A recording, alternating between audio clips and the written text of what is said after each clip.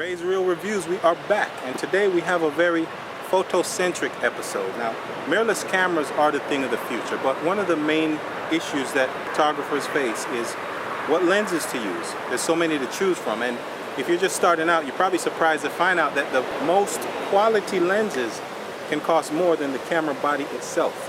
So that's the purpose of this episode. We're going to be checking out a special lens. It's special not because of its price, but because of the quality of the images you get out of it is incredible.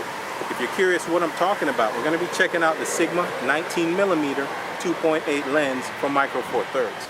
And if you're curious what it looks like, you're actually looking through it right now. Stay tuned.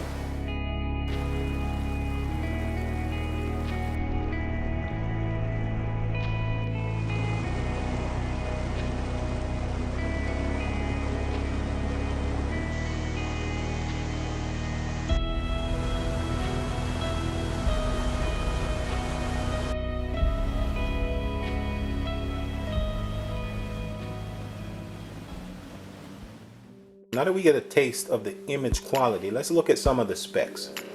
19mm on Micro Four Thirds is not as wide as you'd think. It's far from being a fisheye, but what it is perfect for is small rooms, tight spaces. You might even be able to use it in a cramped car.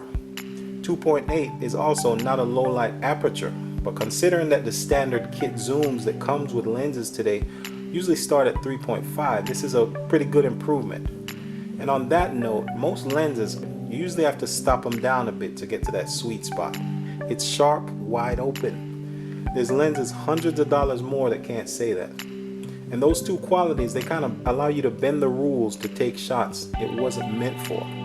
For example, wide angle is not a typical portrait focal length. It's going to show too much of the background. But because this is not ultra wide, you can get in close without it overly distorting the facial features. And because it's sharp, even at 2.8, you can shoot wide open and get that blurred background you're going to need. If you experiment and use this lens to take up close head and shoulders portraits, it's going to give a very unique, immersive kind of look that you'd never get with the typical portrait lens.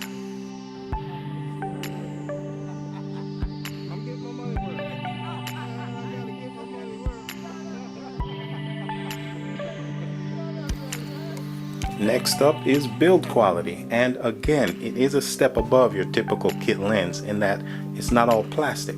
There's metal in a couple places that matter most. For example, the lens mount. It's not going to break or wear out anytime soon. Also the focusing ring, I think it's made out of some kind of brushed aluminum. I haven't figured it out yet. And also, I've never seen a focusing ring that's perfectly smooth with no kind of texturing. Maybe Sigma was going for some kind of minimalistic look.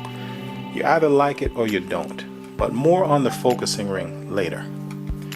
Also, the lens cap and the front of the lens, those are definitely all plastic.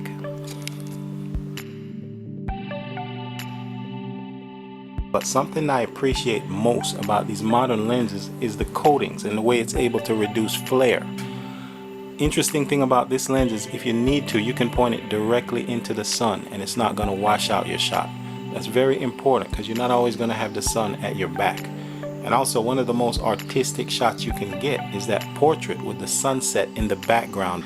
Very important to have a lens that's going to let you shoot what you need to shoot and stay out your way.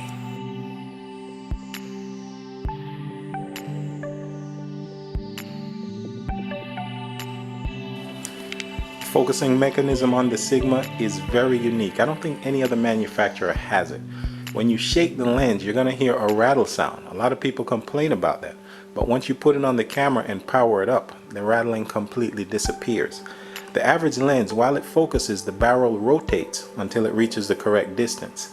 The Sigma, there's nothing to rotate. It's almost instantaneous when you press the button. Very cool and also important when you're trying to shoot something that's not sitting still.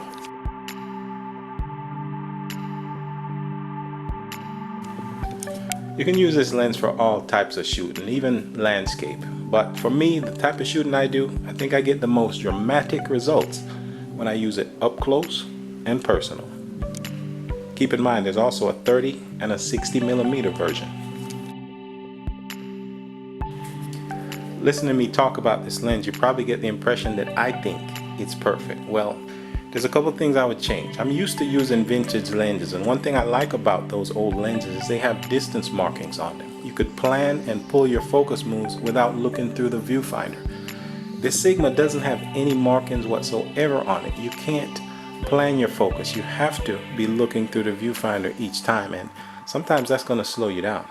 Second thing is, there's no endpoints on the focusing ring. Again, on an older lens, you could turn it immediately to infinity if you're trying to get something quickly in the distance that's moving. The Sigma doesn't have that. It's what they call focus by wire. And again, you have to look through the lens if you're trying to get infinity or close focus. For me, it's not a deal breaker, but it definitely slows me down in certain situations. The final issue I have is there's going to be times you need to use the aperture wide open in daylight for creative reasons, and your shutter speed may not be enough to keep it from being overexposed. Problem is, when you try to attach an ND filter with the sunshade on at the same time, there's little space for your fingers, and if you do get it on, it's impossible to adjust and shoot video. Your hand's going to be in the way, and you're going to get fingerprints all over it. I end up using it without the lens hood. That's my solution. I'm curious how other lens manufacturers deal with this issue.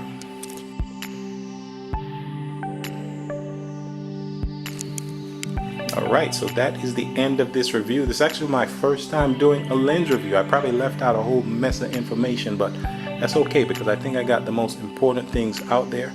And I also want to say this review is kind of personal to me because when you think about it, there's a lot of people in the world that we're never going to meet that are poor, living in a slum or a ghetto, that want to be a photographer. They have natural talent, but they feel like they can't afford a Canon 5D with a set of Zeiss lenses. The whole point of this review was to show that you don't need $1 billion in equipment to take real images. You can take something simple and quality like this, take a world-class image and get noticed. And pretty much everything after that is up to you.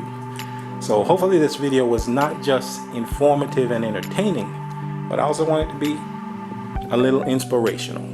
And let me know in the comments below if it was. If it reaches one person, that's all that matters. So thanks for watching this episode of Ray's Real Reviews featuring the Sigma 19mm. And as always, until next time, keep it real.